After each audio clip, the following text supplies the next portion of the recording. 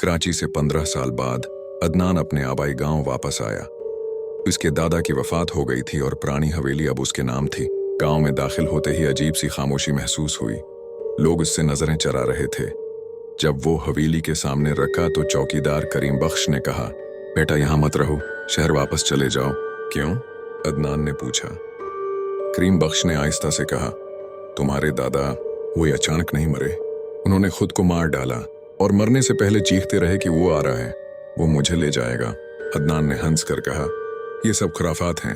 रात को जब वो हवेली मैं अकेला सोया तो ठंडी हुआ, झोंका आया, खिड़की बंद थी। आधी रात को अदनान की आंख किसी आवाज से खुली। कोई नीचे बरामदे में चल रहा था, कदमों की आवाज, लेकिन हवेली में वो अकेला था। उसने हिम्मत करके लालटीन उठाई और नीचे आया। बरामदे में कोई नहीं था, लेकिन फर्श पर गीले कदमों के निशान थे।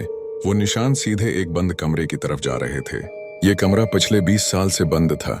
अदनान के वालिद ने उसे बचपन में कहा था कि इस कमरे में कभी न जाना। कदमों के निशान दरवाजे के नीचे से अंदर जा रहे थे। अदनान ने दरवाजा खोलने की कोशिश की। ताला ज़ंग आलूद था। अचानक अंदर से किसी ने दस्तक दी। टक टक टक। कौन है? अदनान की आवाज कांप रही थी। जवाब में एक बूढ़ी औरत की हंसी आई, लेकिन वो हंसी इतनी खौफनाक थी कि अदनान पीछे हट गया। अगले दिन अदनान ने गांव के बुजुर्ग मौलवी साहब से मुलाकात की। बेटा, तुम्हारे खानदान पर एक लानत है, मौलवी साहब ने कहा।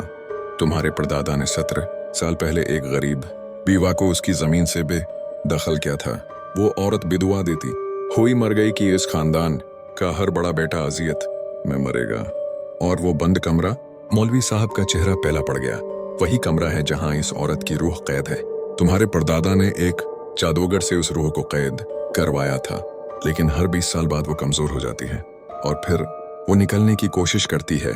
इस रात अदनान ने हवेली में रहने का फैसला किया।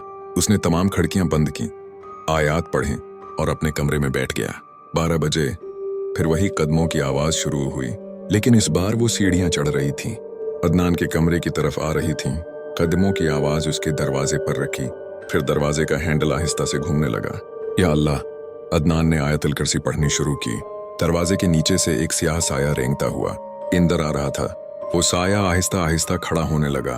एक औरत की शक्ल बन रही थी। इसके कपड़े पुराने और फटे हुए थे, चेहरा सुड़ा हुआ था, आंखें सफेद थी। तुम मेरे खानदान के हो?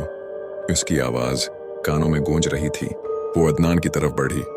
इसकी सांसें रुक गईं। अचानक करीम बख्श ने दरवाजा तोड़कर कमरे में दाखिल हो गया। उसके हाथ में तावीज था। दौड़ रहे हो इससे? वो चीखा। रॉन ने करीम बख्श की तरफ देखा और चीखी, एक ऐसी चीख जो शीशे तोड़ सकती थी। करीम बख्श ने तावीज अदनान के गले में डाला। रो पीछे हटी। तुम्हें इंसाफ चाहिए? करीम बख्श ने कहा। हम तुम्हें इंसाफ देंगे, लेकिन इस बेगुनाह लड़के को छोड़ दो। रो रखी, फिर आहिस्ता से गायब होने लगी। अगले दिन अदनान ने पूरी जमीन वापस इस बीवा के खानदान वालों को दे दी।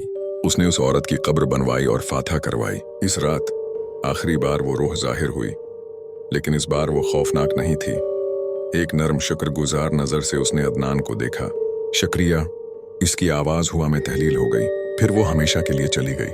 हवेली में दोबारा कभी कोई अजीब वाकया नहीं हुआ, लेकिन गांव वाले आज भी इस रात की कहानी सुनाते हैं जब एक नौजवान ने 17 साल पुराने जुल्म का बदला इंसाफ से चुकाया।